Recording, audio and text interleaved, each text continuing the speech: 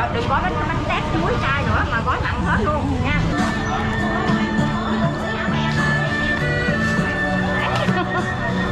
Buộc gì mà lỏng le. Con dựng đứng lên đi, nó trơn á. Trơn cái gì? Buộc lỏng le này. Nè mọ thịt ba rọi nè. Có cái bịch bự không? Bỏ vô cái bịch cho rồi.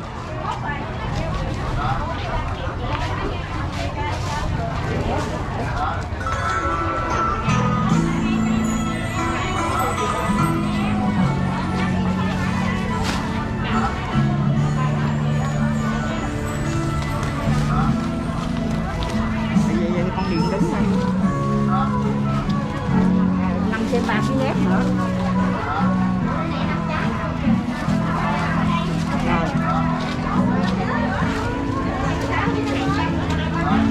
Thì về tét thôi. Còn ghép cho cái bịch dai lá. Bạn còn phải sang cái máy tiếng ăn thì tôi lại có giá.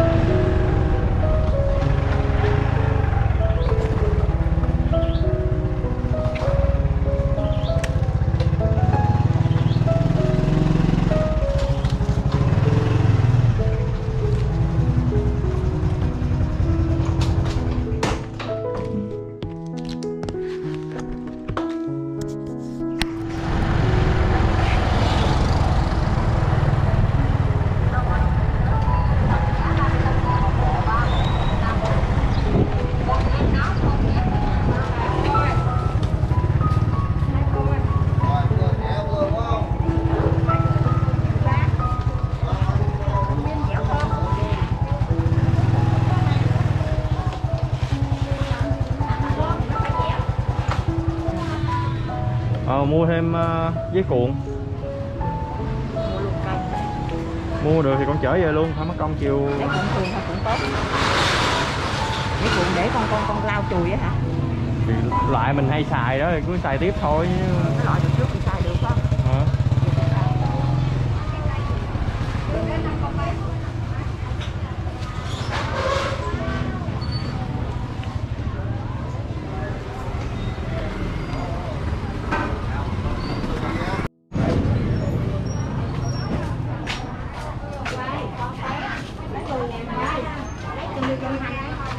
My có dép nhựa đúc mà 42 43 anh coi My.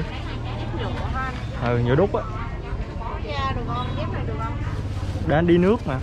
Cái này đi nước nè. Cái này được không? Lấy size lớn cho. Có nào mà nhựa nguyên cục luôn không?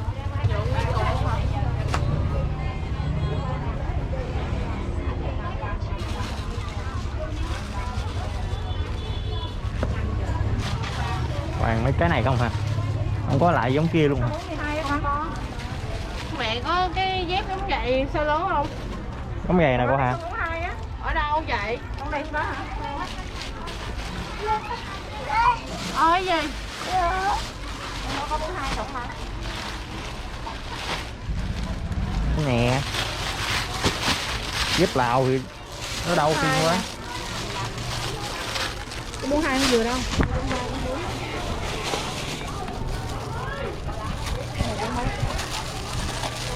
Này 43. Này 44 đi con, đây nè 44 nè. Rồi, đây này nhiêu tiền quá.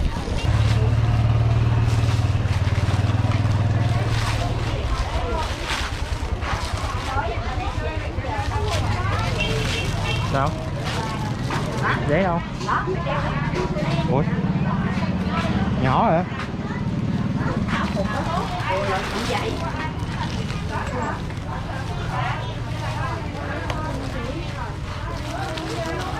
Chù.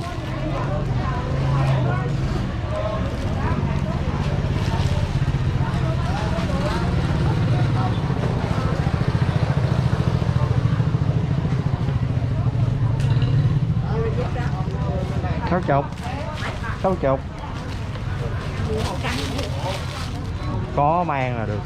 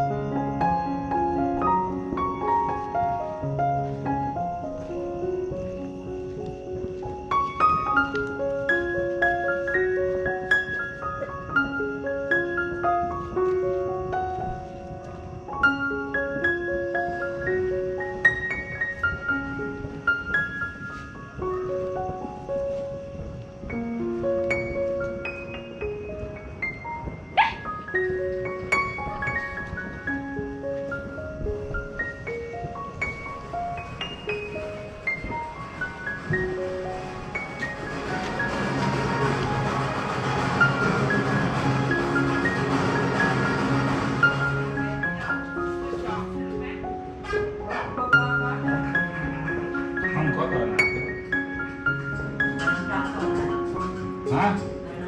500 làm gì còn, hết tiền hết rồi. Dép đâu Quyên. Dòng ra cứ sao lấy dép ra đi.